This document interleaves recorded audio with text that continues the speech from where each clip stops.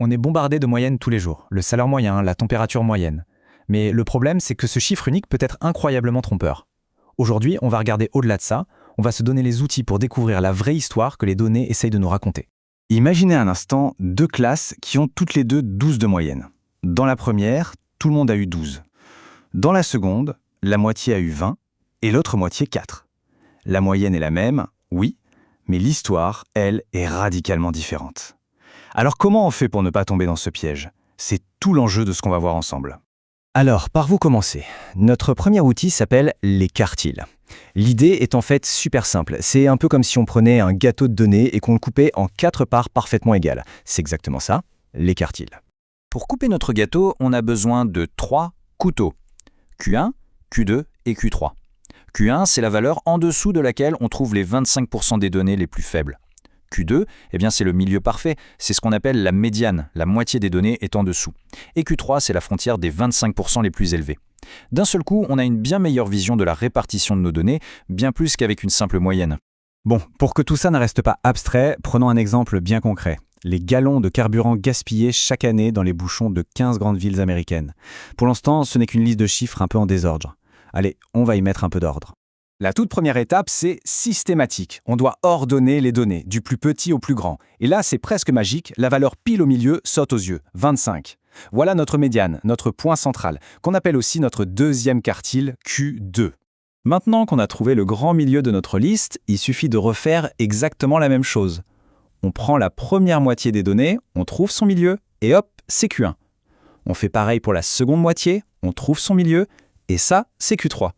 C'est un peu comme trouver le milieu du milieu. Assez logique, non? Et voilà nos résultats pour l'exemple. Q1 est à 23, Q2 à 25 et Q3 à 30.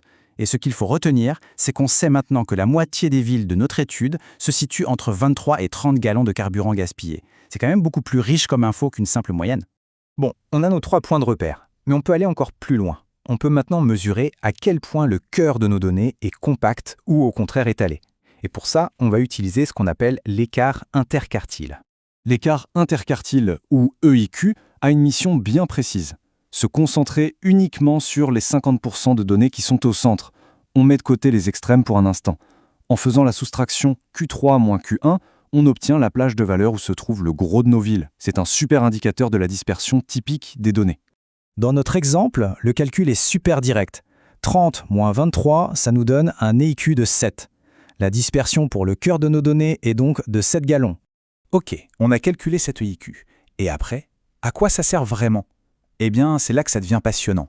L'EIQ, c'est notre meilleur outil de détective pour débusquer les anomalies, ces données qui sortent complètement du lot, ce qu'on appelle les valeurs aberrantes. Alors pour trouver ces valeurs un peu étranges, il y a une recette à suivre. D'abord, on prend notre EIQ. Ensuite, on le multiplie par 1,5. C'est une convention statistique très classique. Ce résultat va nous servir à construire des barrières de chaque côté de notre bloc de données central. Et tout ce qui se trouve à l'extérieur de ces barrières est considéré comme une valeur aberrante.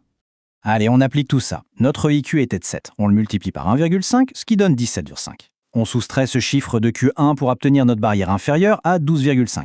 Et on l'ajoute à Q3 pour la barrière supérieure à 40,5. Maintenant, il n'y a plus qu'à comparer. On voit que presque toutes nos villes sont sagement rangées à l'intérieur de nos barrières. Sauf une.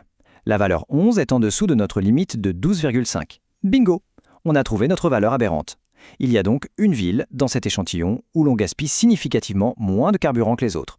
Maintenant qu'on a extrait toutes ces informations, comment on peut les représenter de manière simple, claire et efficace? C'est là qu'intervient le résumé à 5 nombres. Ce résumé, c'est un peu le squelette de notre ensemble de données.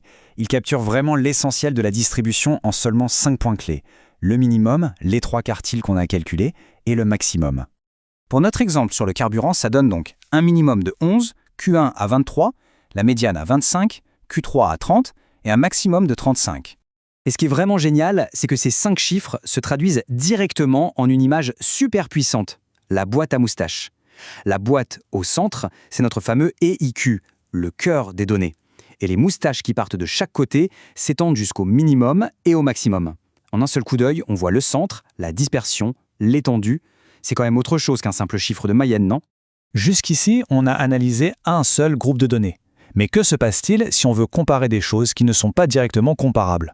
Des pommes et des oranges, en quelque sorte. Par exemple, une note en maths avec une note en français. Pour ça, il nous faut un traducteur universel. Et cet outil, c'est le Score Z. Le score Z, c'est un standardisateur. Il prend n'importe quelle donnée et nous dit à quel point elle est normale ou au contraire exceptionnelle, mais par rapport à son propre groupe. Il mesure sa distance à la moyenne, non pas en points ou en centimètres, mais en nombre d'écarts types.